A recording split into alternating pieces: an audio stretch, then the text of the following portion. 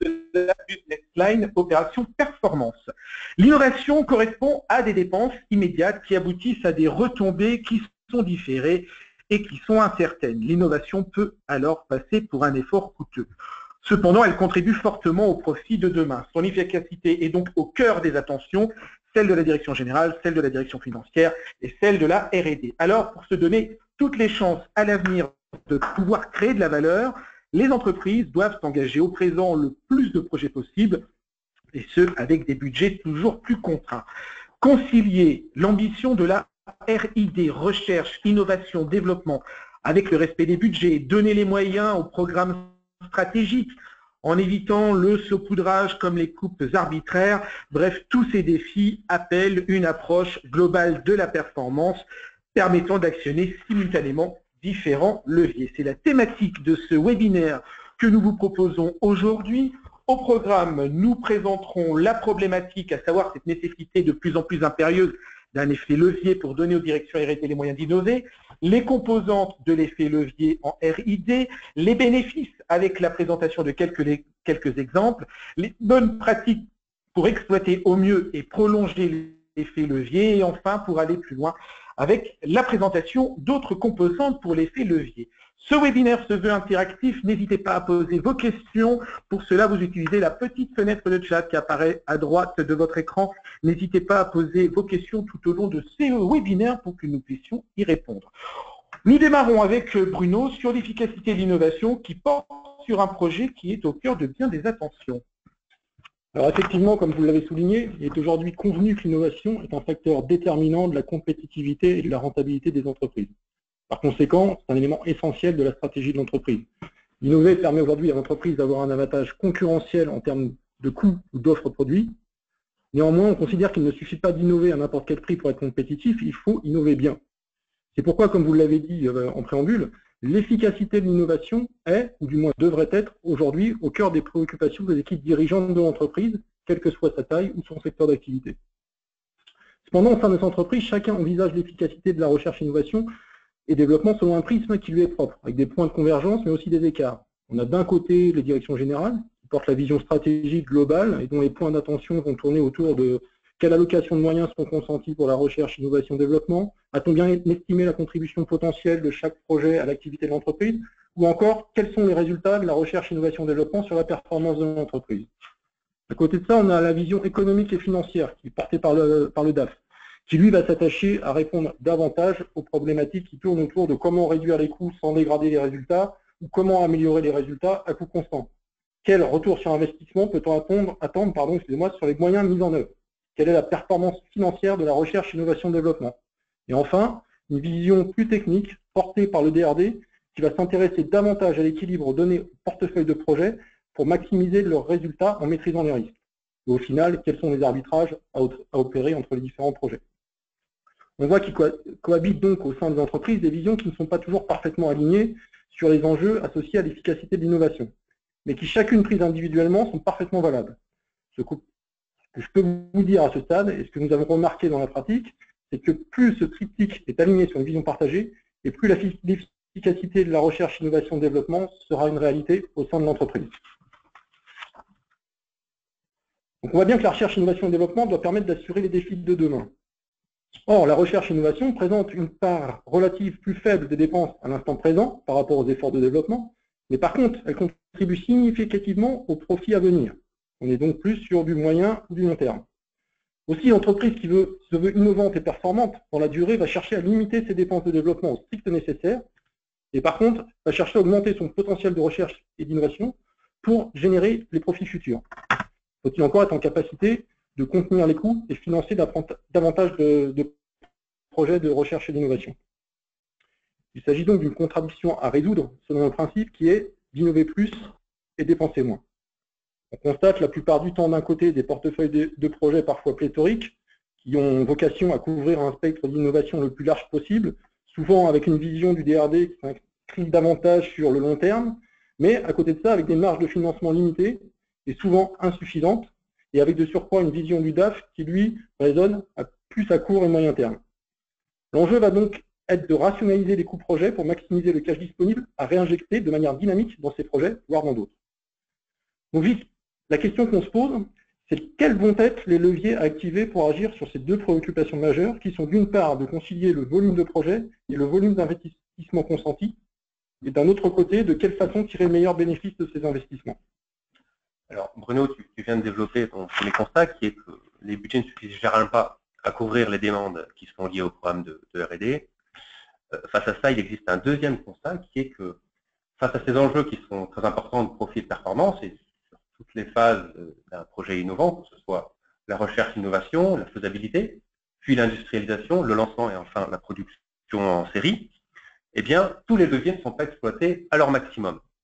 Donc j'en veux pour preuve que, en premier lieu, les leviers de type tir et subvention au projet R&D ne sont pas encore exploités à fond, pas forcément suffisamment connus et ne sont pas utilisés de façon tout à fait coordonnée.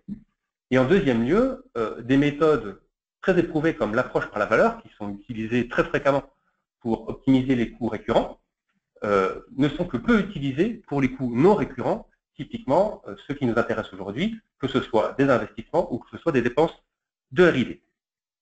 Bon. Gilles, tu l'as dit, le premier levier à activer est le financement de la recherche-innovation, et notamment le financement public, qui est donc une composante clé pour résoudre cette équation.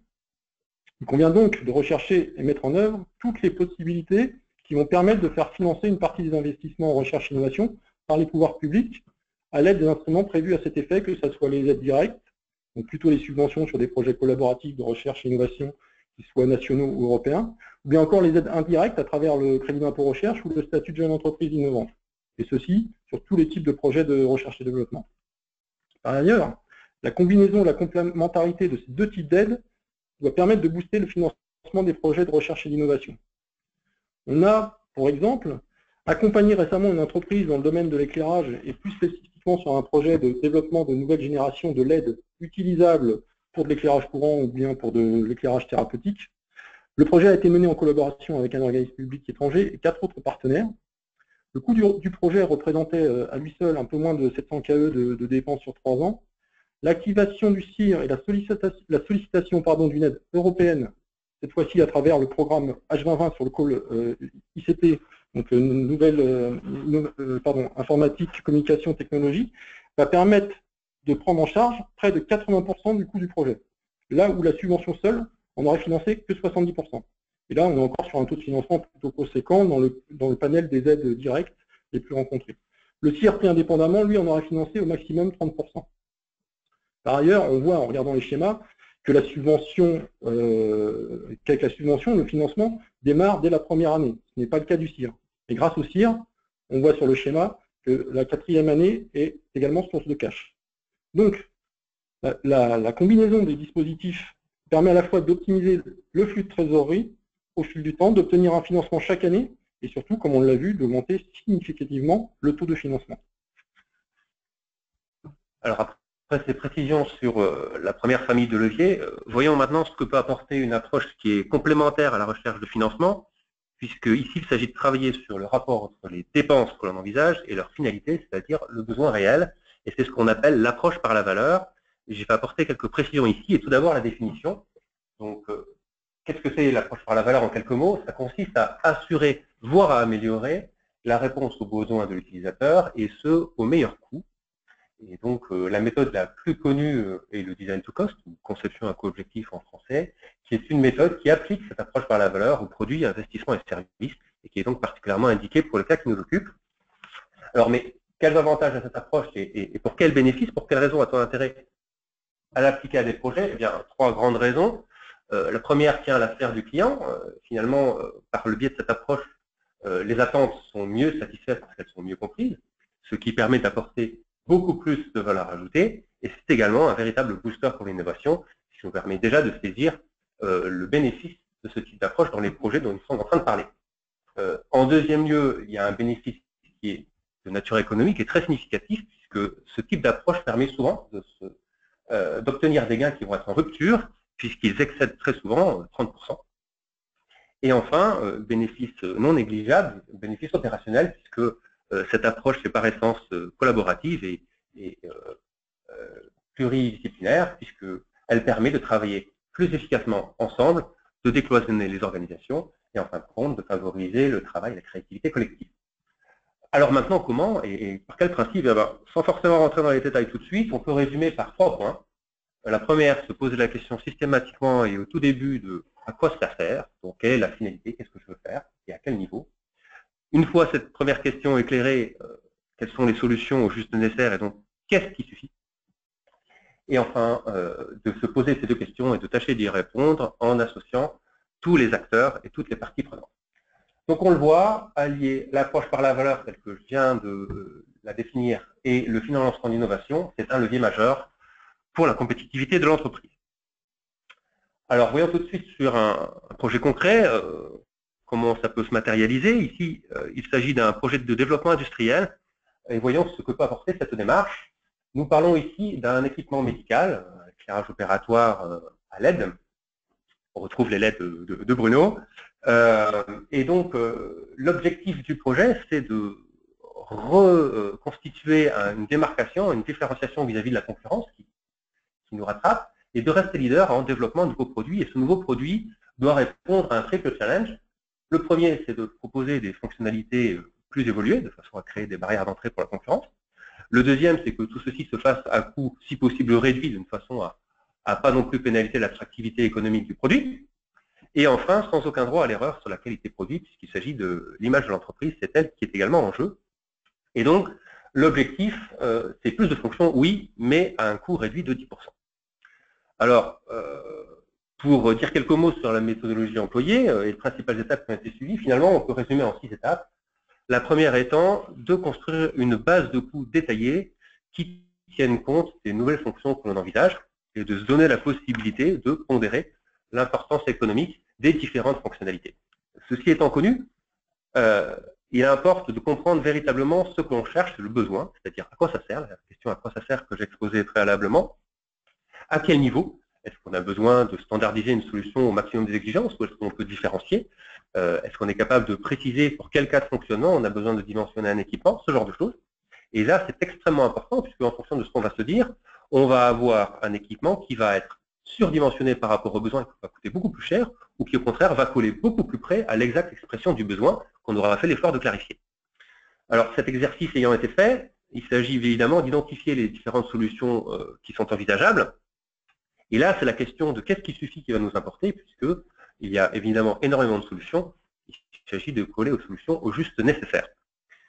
Cette réflexion, il ne faut surtout pas hésiter à, je dirais, l'étendre aux fournisseurs et à associer les fournisseurs à cette démarche, puisque dans une grande partie des cas, la compétence sur les solutions et surtout les coûts que cela engendre est à rechercher de leur côté.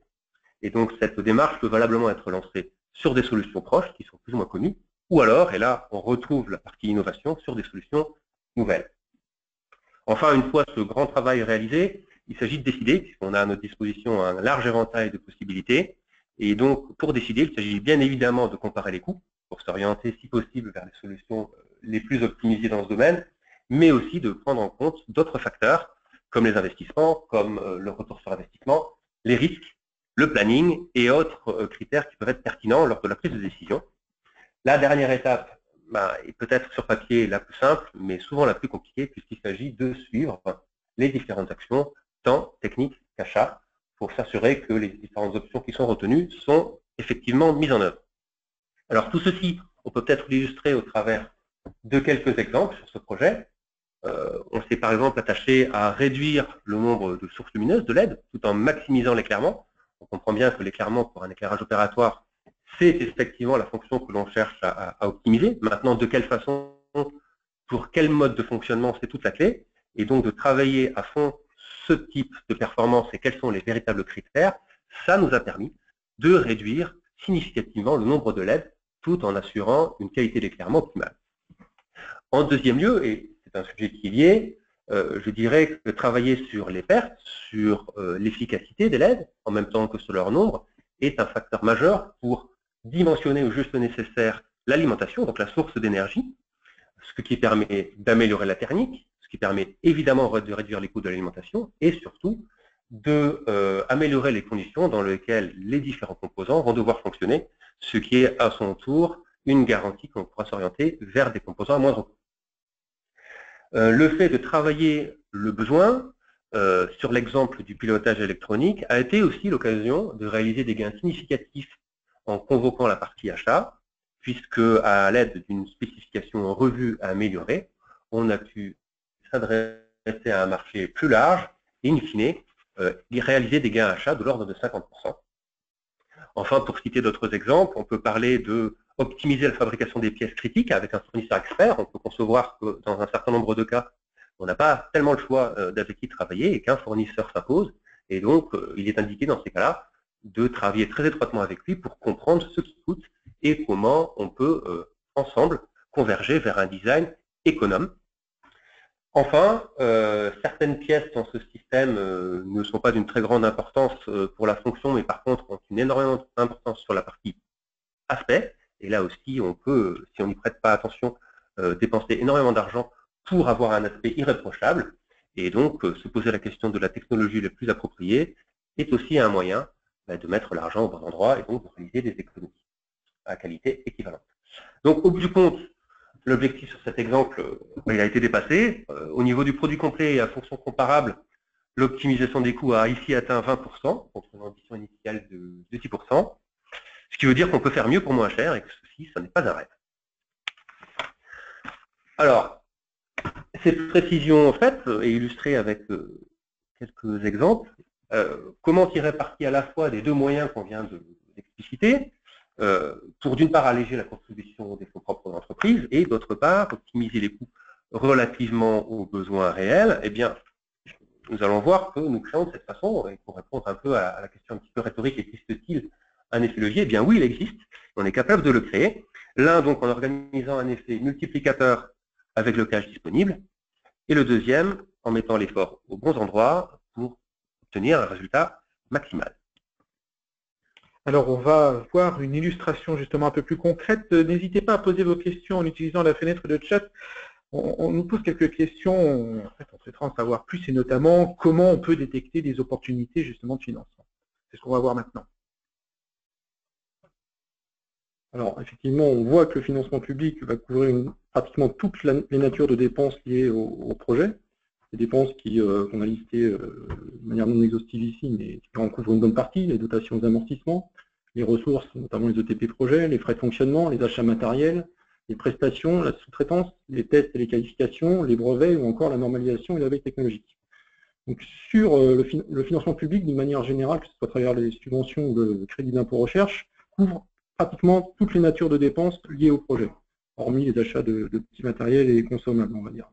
Néanmoins, avant de rentrer dans le détail, en préambule, concernant l'accès au financement public, ce que je préconise autant que faire se peut, c'est de bannir les démarches opportunistes, qui sont source de déconvenus et d'insécurité fiscale.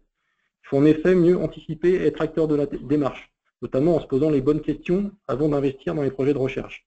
Des questions du type, ai-je intérêt à travailler seul ou en collaboration?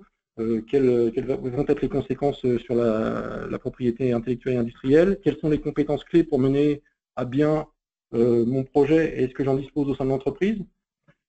Ainsi, pour mener un projet collaboratif subventionné, il conviendra d'anticiper le travail en réseau, aussi bien avec des académiques, que ce soit des universités ou des laboratoires, ou avec d'autres industriels ou PME. Cela passe par une bonne connaissance de son écosystème et une veille constante sur les appels à projets nationaux ou européens, et ceci de manière à anticiper les opportunités qui vont se présenter.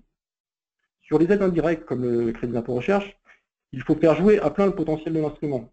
Je prendrai deux exemples pour illustrer mon propos. Il faut se poser les bonnes questions en cas d'embauche de personnel de R&D. Aujourd'hui, par exemple, l'embauche d'un jeune docteur dans certaines conditions est financée intégralement au niveau de son salaire brut fiscal chargé pendant 24 mois via le crédit d'impôt recherche. Il convient donc d'intégrer cette disposition dans le processus de recrutement RH. De la même manière, collaborer avec un organisme public auquel vous sous-traitez tout ou partie d'un projet de R&D est financé par le CIR à hauteur de 60%, alors qu'avec une entreprise privée non agréée, vous n'avez pas de financement, et si elle est agréée, vous avez 30% de la facture qui est prise en charge par le CIR. Il convient cette fois-ci d'intégrer en amont cette disposition dans le processus achat. Bref, la recommandation est d'être mobilisé pour aller chercher les financements publics accessibles, que ce soit les aides directes ou indirectes, et d'anticiper les démarches pour en obtenir le plein potentiel et sécuriser les approches. Alors, en complément de toutes ces aides ou dispositifs en matière de financement, il existe un certain nombre de postes de dépenses pour lesquels un travail, comme on l'a expliqué, d'une part sur l'expression du besoin, et la juste expression de ce besoin, et d'autre part sur les options, j'allais dire, tactiques pour satisfaire ce besoin au meilleur coût possible et pertinent. Alors par exemple, pour les dépenses externes, que ce soit d'équipement, de sous-traitance ou de prestations, et de façon évidemment plus ou moins poussée suivant l'enjeu économique, il s'agit de développer en parallèle un raisonnement sur la définition des exigences, c'est-à-dire ce que l'on veut, quand et à quel niveau on le veut, et pour atteindre quoi, et le marché fournisseur ou sous-traitant, pour tenir compte de la capacité de ce marché à répondre de façon compétitive, et pourquoi pas d'associer ceux-ci, ces sous-traitants ou ces fournisseurs, à la recherche d'options qui soient encore meilleures chaque fois que c'est possible. S'agissant des ressources internes, cette fois-ci, ou bien des tests, on peut imaginer un raisonnement similaire qui peut conduire à mieux organiser, mieux prioriser, mieux planifier l'intervention des ressources clés, de façon à consommer moins de ressources, ou à répartir les actions sur le profil le plus adapté, aux justes besoins, ou bien encore à libérer de la capacité d'étude pour d'autres projets selon le cas. Donc on le voit, les possibilités sont très variées, si néanmoins on se donne la chance d'y regarder de plus près et si on est prêt à bouger, évidemment. Donc tout ceci, cela fait autant de budget que l'on va pouvoir libérer et qu'on va pouvoir réaffecter en R&D. Alors, à présent, on vient de voir sur quel poste il est possible d'agir et de quelle façon. Maintenant, comment les actions correspondantes peuvent-elles s'articuler dans le temps? Alors, c'est l'objet du schéma à l'écran. On a positionné les différentes phases d'un projet, de la première idée, donc la phase d'idéation, jusqu'à l'exploitation de la solution, donc la production, en passant par la conception et le développement. Et ce processus qui permet d'atteindre des niveaux de plus en plus hauts dans l'échelle dite TRL, c'est-à-dire de maturité technologique, est jalonné de plusieurs moments clés qui sont également reproduits, que ce soit la définition du besoin, des principes, l'émergence du concept, les études, les tests, les prototypes, le procédé, les essais et enfin le contrôle. Entre ces différentes étapes, nous pouvons voir de façon typique chacune des démarches, que ce soit aide au financement, par le CIR, par la subvention ou bien action approche par la valeur, mérite d'être lancée pour produire ces pleins effets. Et donc typiquement, pour les subventions, cela peut concerner les TRL de 1 à typiquement 6, 7, voire 8. Pour le CIR, cela commence très tôt également et s'arrêtera vraisemblablement au niveau des prototypes. Et concernant la démarche approche par la valeur, on peut valablement commencer à se poser des questions en phase concept et on peut accompagner la recherche d'optimisation tout au long jusqu'à la phase de production et d'exploitation. Comme on parle d'échelle TRL, je me permets juste de préciser qu'il est possible de télécharger le guide d'Hemming sur l'utilisation de l'échelle TRL pour piloter votre R&D sur le site hemming.fr, on en parlera tout à l'heure. Cette approche, elle peut concerner plusieurs thématiques industrielles. Il y a une illustration notamment au niveau du nucléaire qu'on va vous présenter. Alors effectivement, nous avons pu intervenir dans une approche globale qui combinait à la fois la sollicitation des financements publics à la recherche-innovation et une démarche d'approche par la valeur, en accompagnant un industriel français qui œuvre dans le domaine du nucléaire.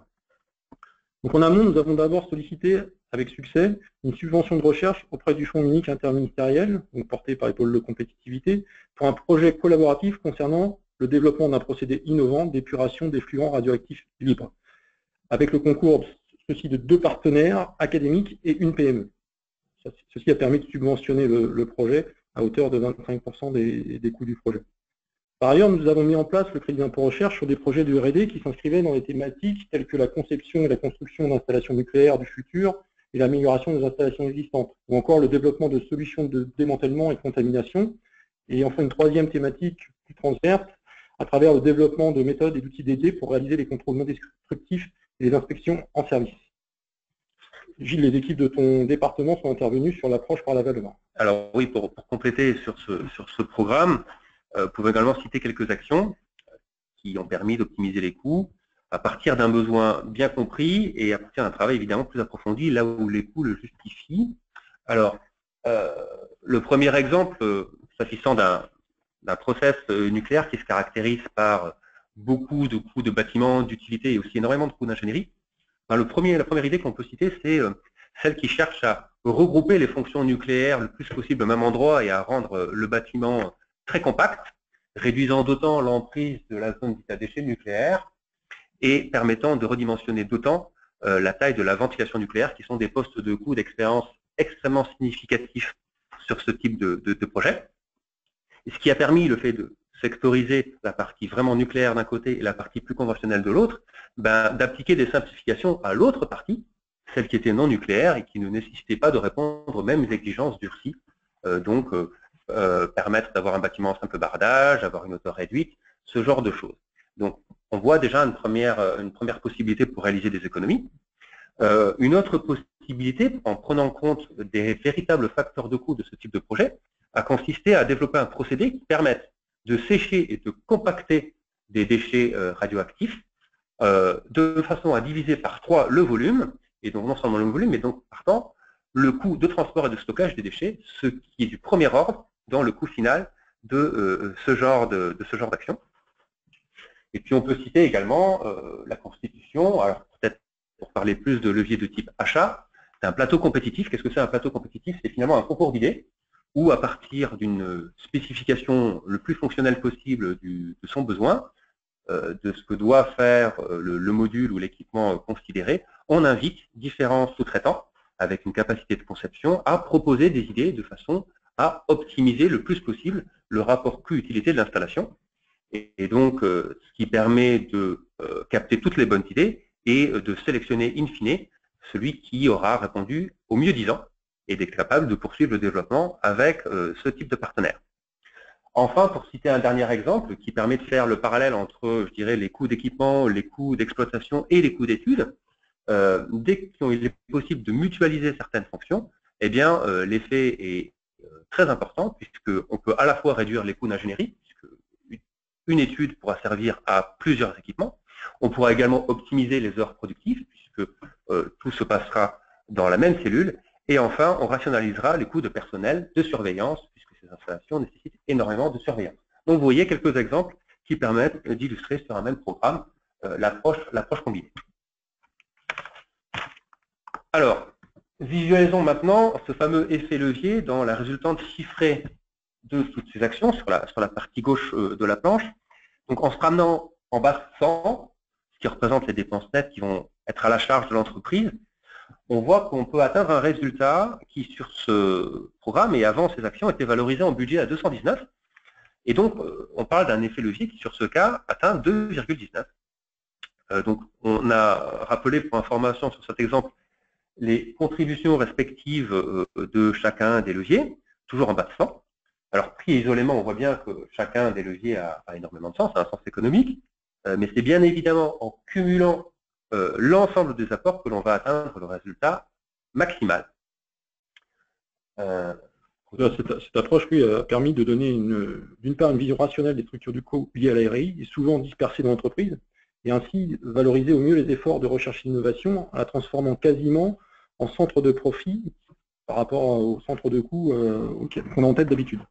Donc là, on reboucle bien sur notre volonté initiale et partagée avec les équipes dirigeantes d'innover plus et dépenser moins. Donc on a d'une part, dans les bénéfices qu'on peut tirer de cette approche, on a d'une part retrouvé des marges de financement permettant de financer plus de projets à coût constant, et ainsi fait preuve d'une gestion saine permettant de renforcer la sécurisation financière de l'entreprise et la crédibilité aussi auprès de nos partenaires, que ce soit les donneurs d'ordre, les fournisseurs ou les actionnaires. L'entreprise valorise aussi son caractère innovant en complément des actions de gestion de l'API et améliore sa communication, qu'elle soit interne, on l'a dit, transformation d'un centre de coût en quasi-centre de profit, ou à l'externe, avec une notoriété renforcée à travers des ratios d'investissement en recherche et innovation non négligeables, ou encore le nombre de brevets déposés. Alors, sur un plan plus opérationnel, on voit bien également le bénéfice qu'apportent des démarches type approche par la valeur. Et la première, la plus notable, c'est évidemment la maîtrise des coûts et du résultat. Ce qui passe, on l'a rappelé précédemment, par des besoins qui sont mieux cernés, ils sont donc mieux satisfaits. Le fait que la vision soit très claire au niveau de la finalité et des objectifs permet de rechercher des solutions elles-mêmes sous contrainte de coût, et la recherche d'idées se passe différemment suivant que l'on se contraint dans ce domaine ou pas. Ça permet également de doper la recherche de solutions et d'être beaucoup plus imaginatif, d'aller beaucoup plus loin. Et enfin, ça donne une grandeur mesurable qui permet de rendre objectif cette création de valeur. Par ailleurs, ce type de démarche reposant sur un climat coopératif et une attention portée à toutes les parties prenantes, celles-ci sont évidemment associées beaucoup plus tôt, mais aussi responsabilisées plus étroitement, ce qui permet que chacun se sente reconnu et apporte sa pierre au projet complet. Et enfin, c'est un bénéfice qui mérite également d'être mentionné, ce type d'approche permet d'apporter un cadre qui sera beaucoup mieux défini pour piloter quelque chose que je considère personnellement comme un des facteurs de succès de ce type de projet, c'est-à-dire un portefeuille nourri et bien piloté de risques et d'opportunités. Dernier point, et au-delà de cette approche, Bruno, Gilles, qu'est-ce que l'on peut faire en amont et en aval?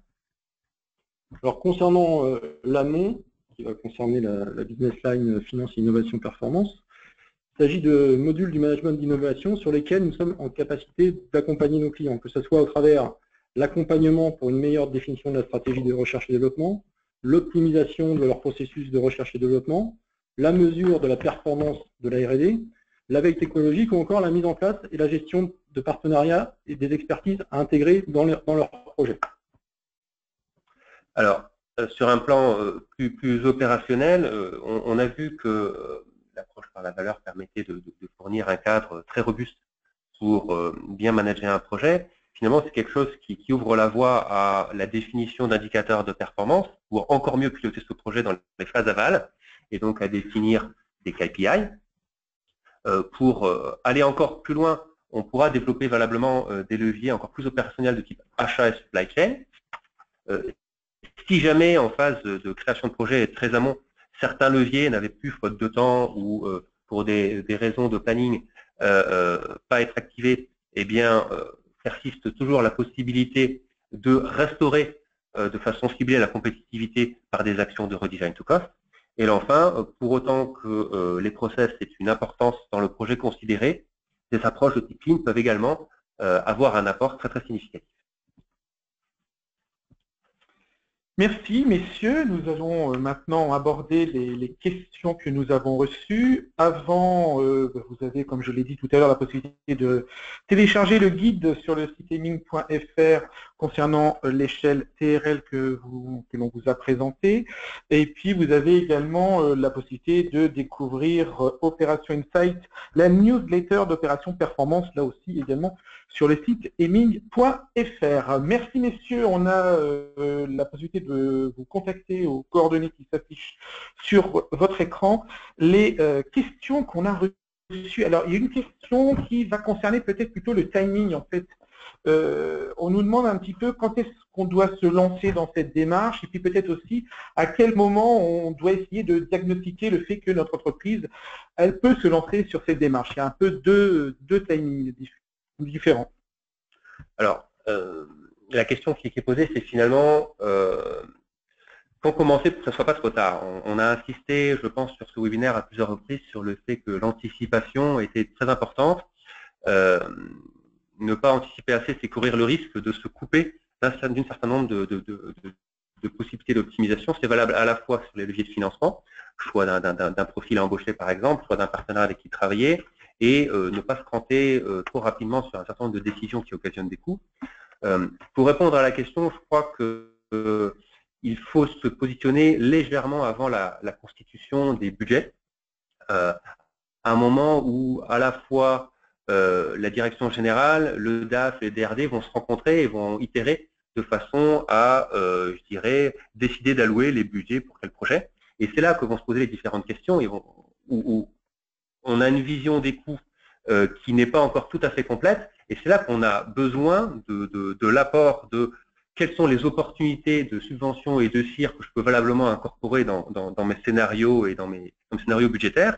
Et où est-ce qu'il sera possible de chercher des opportunités de type technique ou de type économique en convoquant des actions ciblées inspirées par une approche valeur.